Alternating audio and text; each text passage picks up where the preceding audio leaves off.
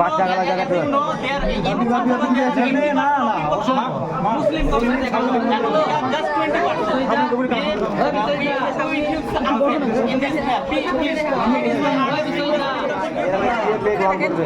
আর এখনো আমরা এখন শান্তিতে এখনো বাস করতে পারছি না। এই যে I am taking reversal for competitive exam. WBCS. Yes. My house is near.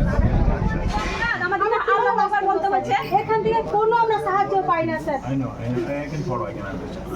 আপনারা এখানে সাহায্য সরকার থেকে আমরা ধন্যবাদ দিয়ে বসে আছি আপনার সাথে সাক্ষাৎ করার জন্য যে আপনার কাছে একটা ভরসা আমরা বাঁচার রাস্তা পাই। কেন হসপিটালে নিয়ে যেতে পারলাম না? ট্যাক্স দিয়ে আসলে স্যার উনি বেশি যেতেন চন্দন দাস ট্যাক্স দিয়ে তাদের অর্ধেক সরকারকে দিয়ে যদি পুলিশ না পায় আমাদের কিসের জন্য আমরা কষ্ট দিব সরকারকে? এত কুইক করে বছরে তো ট্যাক্স পর নেওয়ার সময় কোনো ভুল করছে না, ঠিক সময় পৌঁছে যাচ্ছে। हम लोग का भी कुछ नहीं चाहिए, कैंप चाहिए, यही कहना है, बाकी और कुछ कहना नहीं। हमको आपको कोई कंप्लेंट है तो मुझे टेलीफोन करो, टेलीफोन नंबर दिया আমাদের তো রাতে ঘুম আসে না, ছেলে ঘুম পায় না, আমাদের বাড়ি চলে আসে, আমরা গ্রামে ঘুরতে চাই স্যার।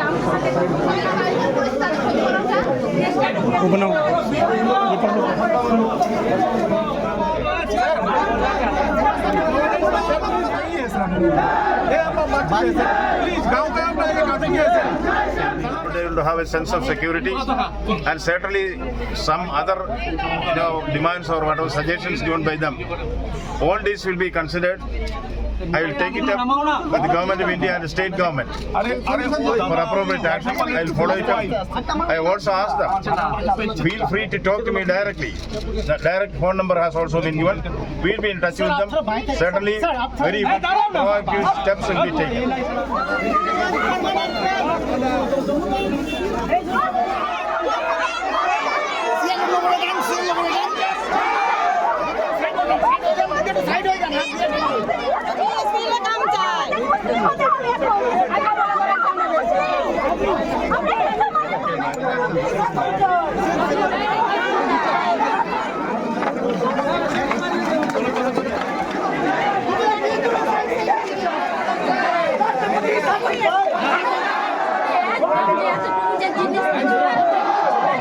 সব কিছু দরজা ভেঙে গেলাম, মেরে সব কিছু নিয়ে চলে গেছে লুটপাট করে, টাকা পয়সা গয়না রাখি কিচ্ছু রাখেনি আমাদের জন্য।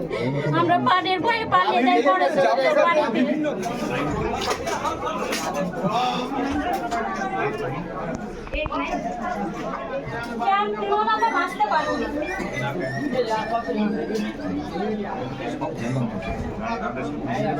পুলিশ আসছে না, আমরা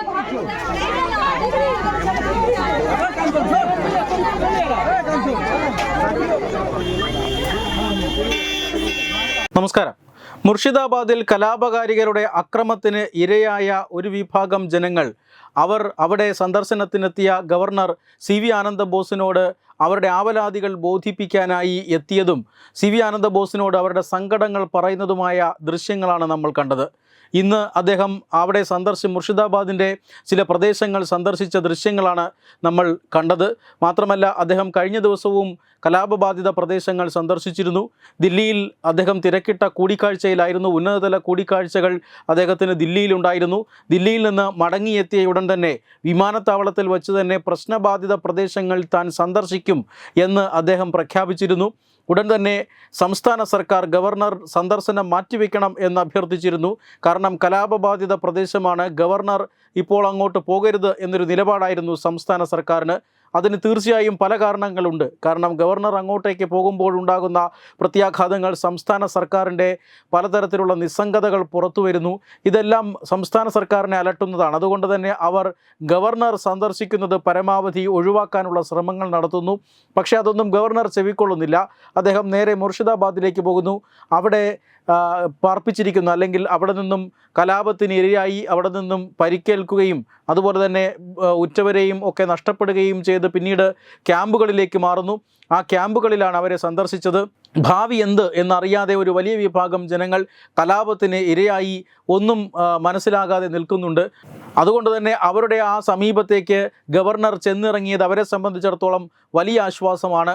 അദ്ദേഹം മുർഷിദാബാദ് സന്ദർശിക്കുന്നു. അതും ദില്ലിയിലെ കൂടിക്കാഴ്ചകൾക്ക് ശേഷമാണ് അദ്ദേഹം നേരെ മുർഷിദാബാദിലേക്ക് പോകുന്നത്. ഗവർണർ സന്ദർശിക്കുന്നു എന്ന് പറഞ്ഞാൽ കേന്ദ്ര സർക്കാർ അവിടെ സന്ദർശിക്കുന്നു എന്ന് തന്നെയാണ് അതിന് സാങ്കേതികമായി അർത്ഥം. മാത്രമല്ല, അദ്ദേഹം അവിടെ സന്ദർശിക്കുമ്പോൾ അവിടുത്തെ ക്രമസമാധാന മെഷീനറികളെല്ലാം ഉണർന്ന് പ്രവർത്തിക്കുന്നുണ്ട്. അത് ജനങ്ങൾക്ക് വളരെയധികം പ്രയോജനം ചെയ്യുന്നുണ്ട്.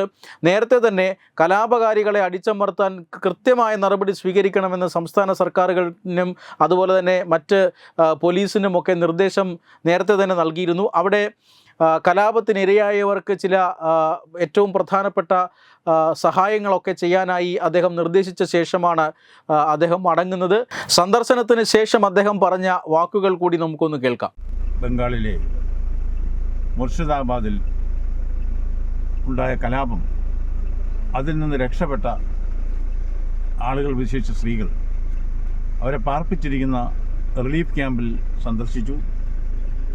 അവരിൽ പറയുന്ന കഥകൾ നമ്മുടെ മനുഷ്യ മനസാക്ഷിയെ പിടിച്ചുലയ്ക്കുന്നതാണ്. അക്രമികൾ വീട്ടിലേക്ക് ഇരച്ചു കയറുന്നു, സ്ത്രീകളെ അപമാനിക്കുന്നു, പുരുഷന്മാരെ മർദ്ദിക്കുന്നു, അവർ വീട്ടിൽ നിന്ന് ബലപൂർവമായിട്ട് പിടിച്ച് വെളിയിലിറക്കുന്നു, അവരുടെ മുമ്പിൽ വെച്ച് വീടിന് തീയിടുന്നു. ഇതാണ് അവരിൽ പലരും പറഞ്ഞ കാര്യങ്ങൾ. ഒരമ്മ കണ്ണീരുടെ ഗദ്ഗതത്തോടെ പറഞ്ഞു, തൻ്റെ കയ്യിൽ നിന്നിരിക്കുന്ന കുഞ്ഞിനെ, കൈക്കുഞ്ഞിനെ പിടിച്ച് വലിച്ചെറിയാൻ ശ്രമിക്കുന്ന ഒരു ഗുണ്ട മറ്റു മാർഗമില്ലാത്ത വന്നപ്പോൾ അവരതിനെ കടിച്ച് കുഞ്ഞിനെ രക്ഷിച്ചു എന്ന് പറഞ്ഞു. ഇതുപോലെ വളരെയധികം നമ്മുടെ കരളിരിക്കുന്ന കഥകളാണ് അവിടെ കേട്ടത്. അവരെ ഇപ്പോൾ പുനരധിവസിപ്പിച്ചിരിക്കുന്ന ഒരു സ്കൂളിലാണ്. എത്രയും പെട്ടെന്ന് അവർക്ക് അവിടെ നിന്ന് തിരിച്ചു പോകണം. അവരെല്ലാം പറയുന്നത്, ഞങ്ങൾക്ക് സുരക്ഷ ഉറപ്പാക്കണം. വീട് തരുന്നതും തൊഴിൽ തരുന്നതൊക്കെ വേറെ കാര്യം, സുരക്ഷ ഉറപ്പാക്കണം. കുഞ്ഞുങ്ങളെ സംരക്ഷിച്ചുകൊണ്ട്, വിശേഷിച്ച് പെൺകുട്ടികളുടെ മാനം കാത്തുകൊണ്ട് ജീവിക്കാൻ ഞങ്ങൾക്ക് കഴിയണം. ഇതാണ് അവർ പറഞ്ഞത്. വേണ്ട നടപടികൾ സ്വീകരിക്കും.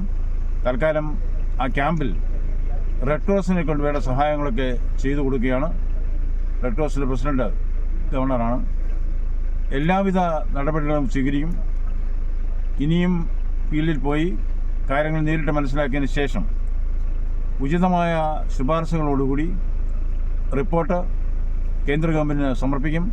അതുപോലെ തന്നെ ആവശ്യമായ നിർദ്ദേശങ്ങൾ സംസ്ഥാന ഗവൺമെൻറ്റിനും നൽകുന്നതായിരിക്കും. ആർക്കും, ഈ ക്യാമ്പിൽ ഉള്ള ആർക്കും ഗവർണറെ നേരിട്ട് എപ്പോഴും വിളിക്കാൻ പ്രത്യേക നമ്പറും കൊടുത്തിട്ടുണ്ട്. എല്ലാത്തിനും ഞങ്ങൾ സജ്ജരാണ്. തീർച്ചയായിട്ടും ശാശ്വതമായ സമാധാനം ബംഗാളിൽ ഉണ്ടാക്കണം. അതിനുള്ള ഒരു കമ്മിറ്റ്മെൻറ്റ് എടുക്കുകയാണ്. CV ആനന്ദബോസ്, പശ്ചിമ ബംഗാൾ ഗവർണറുടെ വാക്കുകളാണ് നമ്മൾ കേട്ടത്. അദ്ദേഹം മലയാളിയാണ്. അദ്ദേഹം അവിടെ കലാപബാധിത പ്രദേശങ്ങൾ സന്ദർശിച്ചതിന് ശേഷം അദ്ദേഹം പറയുന്നു, അതിൽ വളരെ പ്രധാനപ്പെട്ട ചില കാര്യങ്ങളുണ്ട്. അതായത് താൻ കണ്ടതും കേട്ടതുമായ കാര്യങ്ങൾ, മുർഷിദാബാദിൽ നടക്കുന്നത് എന്ത് എന്നുള്ളതിനെ സംബന്ധിച്ച കൃത്യമായ വിവരണങ്ങൾ, ഇതെല്ലാം തന്നെ കേന്ദ്ര സർക്കാരിന് റിപ്പോർട്ടായി നൽകും, കേന്ദ്ര ആഭ്യന്തര മന്ത്രാലയത്തിന് റിപ്പോർട്ടായി നൽകും. അതോടൊപ്പം തന്നെ സംസ്ഥാന സർക്കാരിന് ആവശ്യമായ നിർദ്ദേശങ്ങളും ശുപാർശകളും നൽകും എന്ന് തന്നെ അദ്ദേഹം പറയുന്നുണ്ട്. കേന്ദ്ര ആഭ്യന്തര മന്ത്രാലയത്തിനും അദ്ദേഹത്തിൻ്റെതായ ശുപാർശകൾ നൽകും എന്ന് തന്നെ പറയുന്നുണ്ട്. കാരണം അത്രമാത്രം ക്രമസമാധാന നില സംസ്ഥാനത്ത് തകർന്നിരിക്കുന്നു. തങ്ങളെ ആരാണ്, തങ്ങളുടെ ജീവനും സ്വത്തിനും സംരക്ഷണം നൽകുന്നത് ആരാണ് എന്നൊരു വിഭാഗം ജനത ചോദിക്കുമ്പോൾ ഒരു സംസ്ഥാന സർക്കാരിന് എങ്ങനെയാണ് ഇത്രയധികം നിസ്സംഗതരായിരിക്കുക എന്നത് ഒരു വലിയ ചോദ്യചിഹ്നമാണ്. അതുകൊണ്ട് തന്നെ ഗവർണർ കേന്ദ്ര ആഭ്യന്തര മന്ത്രാലയത്തിന് നൽകാൻ പോകുന്ന റിപ്പോർട്ടിൽ കണ്ണും നട്ടിരിക്കുകയാണ് ബംഗാൾ ജനത. ചില മാധ്യമപ്രവർത്തകരുടെ ചോദ്യം ബംഗാൾ ഗവർണർക്ക് നേരെ ഉണ്ടായി. അതായത് രാഷ്ട്രപതി ഭരണത്തിലേക്കാണോ പശ്ചിമ ബംഗാൾ പോവുക എന്ന ചോദ്യത്തിന് അദ്ദേഹം രാഷ്ട്രപതി ഭരണത്തെക്കുറിച്ചൊന്നും ഇപ്പോൾ സംസാരിക്കുന്നില്ല എന്നാണ് അദ്ദേഹം പറഞ്ഞത്. പക്ഷേ സംസ്ഥാനത്ത് അതീവ ഗുരുതരമായ ഒരു സാഹചര്യമുണ്ട്. അത് വളരെയധികം ഗൗരവമുള്ളതാണ്. അത് അദ്ദേഹം കേന്ദ്രത്തെ ധരിപ്പിക്കും എന്നുറപ്പായിട്ടുമുണ്ട്. എന്തായാലും വരും ദിവസങ്ങളിൽ കേന്ദ്ര സർക്കാർ പശ്ചിമ ബംഗാളിന്മേൽ എന്തു തീരുമാനമെടുക്കും എന്നുള്ളത് എല്ലാവരും ഉറ്റുനോക്കുന്ന കാര്യം കൂടിയാണ്. വെബ് ഡെസ്ക് തത്തുമൈ news. Branding partner Edubix online executive education. Focus physiotherapy centre Pattom. Unnath engineering Gujarat. തീർത്ഥയാത്ര.com. Iron build Gujarat. PRS hospital, Killipalam, Thiruvananthapuram. 5 തലമുറകളായി നിങ്ങൾക്കൊപ്പം. തുമ്പമൺ ശ്രീ വടക്കുംനാഥൻ ക്ഷേത്രം, അമ്പലക്കടവ്, പത്തനംതിട്ട. ശ്രീമദ് സ്കന്ദപുരാണ മഹാസത്രം 2025 മെയ് 11 മുതൽ 18 വരെ. ബ്രഹ്മശ്രീ മുംബൈ ചന്ദ്രശേഖര ശർമ്മയുടെ മുഖ്യ കാർമ്മികത്വത്തിൽ മഹാഗണപതി ഹോമം, സ്കന്ദപുരാണ പാരായണം, മഹത് പ്രഭാഷണങ്ങൾ, പൂജഹോമാദികൾ, കലാസാംസ്കാരിക പരിപാടികൾ. സത്രയജ്ഞ കർമ്മങ്ങളിലേക്ക് എല്ലാ ഭക്തജനങ്ങളുടെയും സാന്നിധ്യവും സഹകരണവും സാദരം അഭ്യർത്ഥിക്കുന്നു. മഹാസത്രവേദിയിൽ മെയ് 18 പഴനി അരുൾമിക ദണ്ഡായുധപാണി സ്വാമി ദേവസ്ഥാന അർച്ചക സ്ഥാനികർ ശ്രീസെൽവ സുബ്രഹ്മണ്യ ശിവശാരിയാരുടെ മുഖ്യ കാർമ്മികത്വത്തിൽ നടക്കുന്ന അതിശ്രേഷ്ഠവും സർവൈശ്വര്യദായകവുമായ സ്കന്ദഹോമം. സ്കന്ദമഹാപുരാണ സത്രത്തിന്റെ ആദിമധ്യാന്തമുള്ള സമ്പൂർണ്ണ തത്സമയ കാഴ്ച തത്വമയി നെറ്റ്വർക്കിൽ.